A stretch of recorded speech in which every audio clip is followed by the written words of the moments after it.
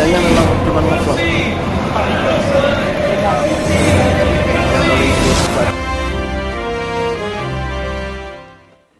Assalamualaikum warahmatullahi wabarakatuh.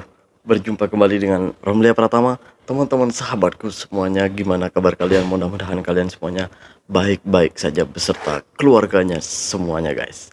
Teman-teman sahabatku semuanya yang baru gabung ke channel ini, yang baru nonton video ini, silahkan di subscribe dulu, guys, di bawah ini, guys, dan di like, di komen, guys, dan di share ke teman-teman kalian.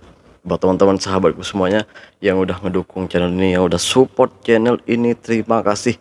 Mudah-mudahan kalian semuanya diberikan keberkahan umur, keberkahan rezeki, dimudahkan segala urusannya, baik urusan dunia maupun urusan akhirat. Teman-teman sahabatku semuanya, baru-baru ini tuh viral, guys, tentang Palestina. Di Palestina sendiri, Palestina ini sudah lama sekali ya peperangan terjadi antara Palestina dengan Israel. Dan baru-baru ini tuh ada beritanya sangat luas, dan beritanya udah kemana-mana, dan hampir seluruh dunia udah mendengar berita ini, bahwa terjadi perang lagi di Israel dan di Palestina dan Israel. Kenapa kita harus membela Palestina? Kenapa harus membela tanah Palestina? Ini dia penjelasannya, guys. Mengapa Masjid Al-Aqsa menjadi rebutan antara Palestin dengan Yahudi?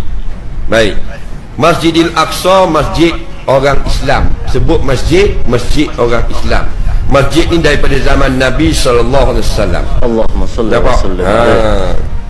Allah kata, subhanallazi asra bi abdihi laila minal masjidil harami ilal masjidil aqsa. Nampak?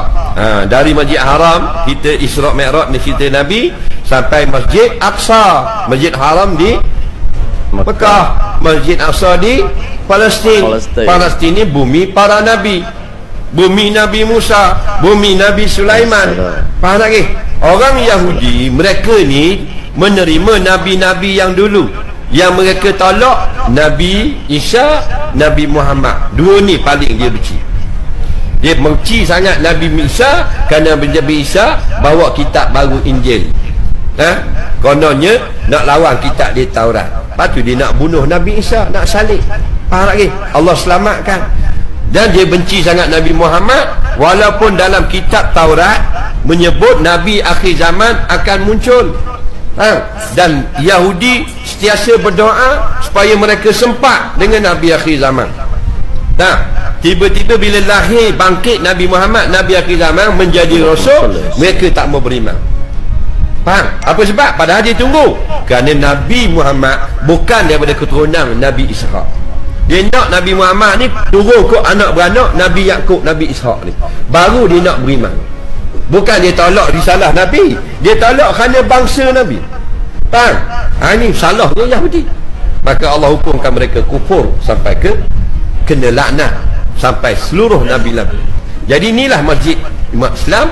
Allah fardukan dalam Quran, wajib bagi orang Palestin dan jiran-jiran Islam merampas balik bumi Israel.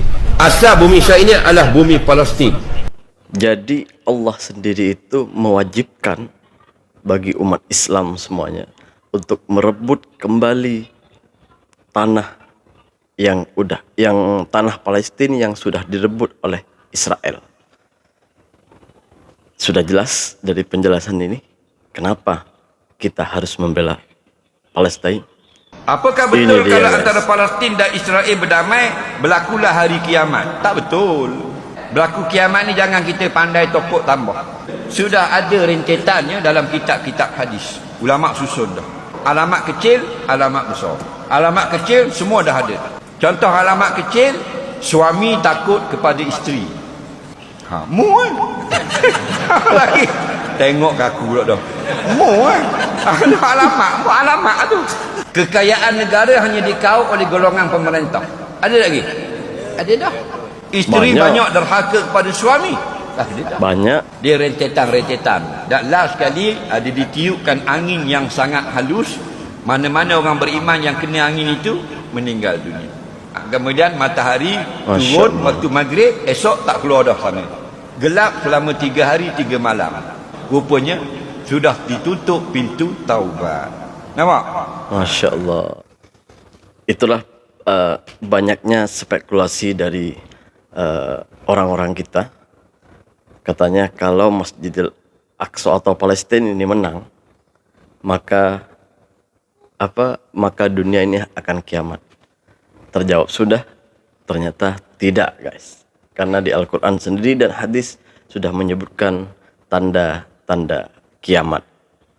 Orang yang berkata tidak ada hubungan kita dengan Palestina, itu murni hubungan konflik antara Palestina dengan Israel, maka dia tidak mengerti ajaran Islam. Kita baca Al-Quran. Subhanalladzi asra bi'abdihi laylan minal masjidil haram ilal masjidil aqsa. Kalau orang mengatakan itu Palestina tidak ada hubungan agama, maka Masjidil Aqsa terletak di Palestina. Nabi Musa hijrah ke Palestina, Nabi Isa lahir besar di Palestina, dan Muhammad sallallahu alaihi wasallam Isra Mi'raj ke Palestina, barulah naik ke Sidratul Muntaha. Maka hubungan kita bukan sebagai hubungan kemanusiaan, tapi hubungan yang lebih kuat.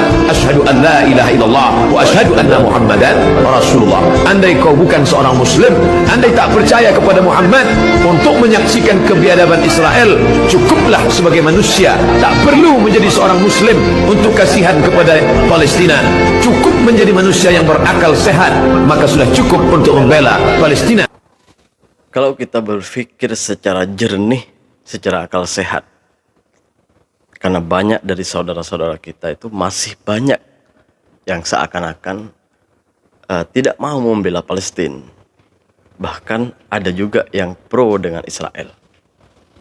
Banyak, bahkan sampai di tempat kita itu di Indonesia itu ada pembelanya dari bangsa Israel, dari Israel sendiri. Gitu. Bahkan kalau kita berpikir jernih, bisa berpikir jernih. Kita jangan berbicara agama. Nggak usah kita berbicara agama. Kita berbicara tentang kemanusiaan aja, melihat dengan kemanusiaan aja.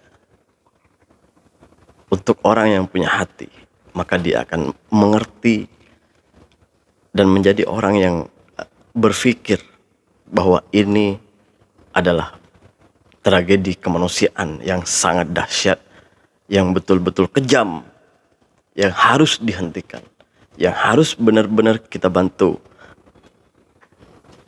Ini sangat kejam. Ini tidak boleh berterusan. Maka kita sebagai manusia biasa, masyarakat biasa, kita hanya bisa berdoa. Ladang kita, kuasa kita hanya bisa berdoa dan mendukung pergerakan Palestina, perjuangan Palestina. Mudah-mudahan Allah memberikan kelapangan, ketabahan, kekuatan, dan selalu memberikan semangat buat orang-orang Palestina dan diselamatkan dalam setiap perjuangannya. Kita memang diwajibkan untuk membela, tapi bukan untuk datang ke sana lalu berperang, tidak. Masih ada banyak cara-cara lain untuk kita membela dan memberikan semangat kepada pejuang-pejuang Palestina. Banyak cara lain selain kita datang ke sana lalu berperang. Dengan doa, dengan bantuan makanan, bantuan baju. Tetapi ingat, kalau kalian mau mengirim bantuan, kirimlah atau sumbanglah bantuan itu kepada pihak-pihak yang bertanggung jawab, terutama untuk bantuan ke Palestina atau ke negara-negara lain yang membutuhkan. Sumbanglah kepada otoritas negara atau tempat sumbangan yang diselenggarakan oleh negara.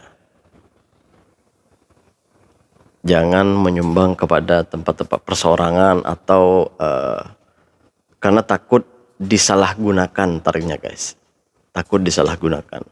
Tetapi kalau yang disiapkan oleh institusi negara, disiapkan oleh negara, maka insya Allah itu akan sampai ke tanah Palestina dan membantu saudara-saudara kita yang ada di Palestina.